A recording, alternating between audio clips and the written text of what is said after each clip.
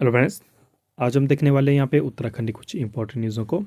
तो आज हम बात करने वाले हैं आपके उपनल संविदा कर्मचारियों के बारे में। तो जैसे आपको पता होगा कि बहुत पहले से इन्होंने की तो एक समस्या है ही जो आपका परमानेंट करने की यहाँ पे बात की गई थी। जैसे आपके 2018 में हाई कोर्ट ने कहा था कि इनको परमानेंट किया जाए, लेकिन अब इसके बाद मामला आपका सुप्रीम कोर्ट में चला गया है। वहाँ आपका सुप्रीम कोर्ट का फैसला आने के बाद भी कि जो आपका हाई कोर्ट का फैसला था वही जारी रहेगा। सरकार ने पुनर्विचार जो याचिका है उसको डालकर फिर से यहाँ पे फैसला आने वाला है। दूसरी समस्या संविदा कर्मचारियों के मध्य ये है कि इनको बिना कोई चिकित्सा सुविधा इत्यादि नहीं मिलती है और कार्य कर रहे ऊर्जा कर्मियों की आपका जो भी कर्मचारी हैं बिना चिकित्सा सुविधा की यहाँ पे कार्य कर रहे हैं। तो ऊर्जा निगम में लगभग आपका 1250 से अधिक उपनल संविदा कर्मचारी जान में जोखिम में डालकर आपके यहाँ पे कार्य कर रहे हैं। तो एक तो इनकी परमानेंट करने की मांग थी, लेकिन आपका एक जो बुनियादी चिकित्सा सुविधाएं इनको देनी चाहिए वो नहीं मिल पाती है। तो इसके लिए ये फिर से आपका आंदोलन की तैयारी में आपका बहुत ही जल्द सरकार को चेताया है कि हम जल्दी इसमें आपका आंदोलन करेंगे। तो ऊर्जा निगम में लगभग आपका 1250 से अधिक उपनल संविदा कर्मचारी जान जोखिम में डालकर आपका काम कर रहे हैं। कोई हादसा होने की सूरत में उनके पास कोई चिकित्सा सुविधा यहाँ पे उपलब्ध नहीं होती है। इनका कहना है कि इनके पास कुछ भी आपका सुविधा यहाँ पे नहीं होती है। वे सभी नियमानुसार ESI से बाहर हो चुके हैं। ESI क्या होता है यहाँ पे, ठीक है, ESI क्या होता है, आपका स्टेट इंश्योरेंस आपका होता है, ठीक है। एम्प्लॉइज स्टेट इंश्योरेंस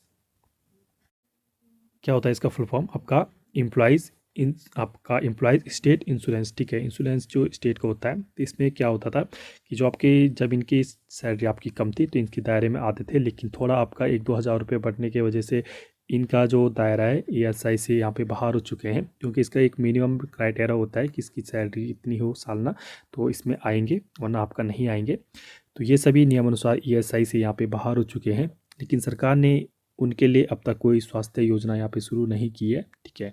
इनकी ESI स्टेट जो इंश्योरेंस सर्विस है उससे बाहर होने के बावजूद भी यहाँ पे कोई ठोस तमाम आपका विसंगतियों को लेकर अब तक विद्युत संविदा कर्मचारी आंदोलन की तैयारी यहाँ पे जुट गए हैं। दरअसल ESI के मामले में एक निर्धारित वेतन तक के कर्मचारी ही आपके यहाँ पे आते हैं, ठीक है। जैसे आपको मैंने बताया कि एक लिमिट तक ही कर्मचारी होते हैं, उस दायरे में आपके आते हैं। वेतन में मामूली बढ़ोतरी के बाद से आपका UPCL, यूजेविनल और पिटकुल के जो आपके विद्युत संविदा कर्मचारी थे ESI से आपके बाहर हो चुके हैं। बीमार होने या हादसे का शिकार होने पर एक तो उन्हें इलाज अपने खर्च से करना पड़ता है, ऊपर से इलाज की अवधि का कोई अवकाश न मिलने के कारण वेतन भी कट रहा है। तो ये बहुत बड़ी समस्या है कि इनको छुट्टी ना मिलने के बावजूद इनको आपका यहाँ पे जो वेतन है इसमें कटौती होती है। वे करीब 1 साल से जोखिम भरे काम के मद्देनज़र ESI की तर्ज पर अपने लिए चिकित्सा सुविधा की मांग यहाँ पे कर रहे हैं। विद्युत संविदा एकता मंच मांग कर रहा है कि 5, 10, 15 वर्ष की सेवा के आधार पर वरिष्ठता का निर्धारण यहाँ पे किया जाए। संविदा कर्मचारी को इस सेवा के आधार पर एक श्रेणी से दूसरी श्रेणी का वेतन यहाँ पे दिया जाए। एकता मंच के जो संयोजक विनोद जी का कहना है कि 2018 में जारी शासनादेश में व्यवस्था थी कि संविदा कर्मचारी को कार्यरत विभाग के समतुल्य पद के सापेक्ष यात्रा या दैनिक भत्ता यहाँ पे दिया जाए, जिसको ट्रैवलिंग इंश्योरेंस आपका अलाउंस इत्यादि कहते हैं। उपना प्रबंधन से वार्ता की गई तो कहते हैं कि ऐसी कोई दर यहाँ पर निर्धारित नहीं की गई। कहा कि वर्ष में 12 आकस्मिक व 15 अर्जित अवकाश मिलते हैं, लेकिन साल खत्म होने के बाद ये सभी अवकाश यहाँ पे ख़त्म हो जाते हैं, ठीक है। और इनका कहना है कि जो आपका महंगाई भत्ता भी यहाँ पे नहीं मिलता है। इन सभी परेशानियों से संविदा कर्मचारी यहाँ पे नाराज़ हैं, वे आंदोलन की यहाँ पे तैयारी में जुट गए हैं। तो बिल्कुल बहुत बड़ा मुद्दा है। पहले आपका हेल्थ, ठीक है, किसी कर्मचारी का अगर हेल्थ सही रहेगा तो उसके बाद ही वो कार्य कर पाता है। तो बहुत मांग इनकी बिल्कुल जायज़ मांग है इनकी, ठीक है। हेल्थ इंश्योरेंस होना चाहिए कर्मचारियों का।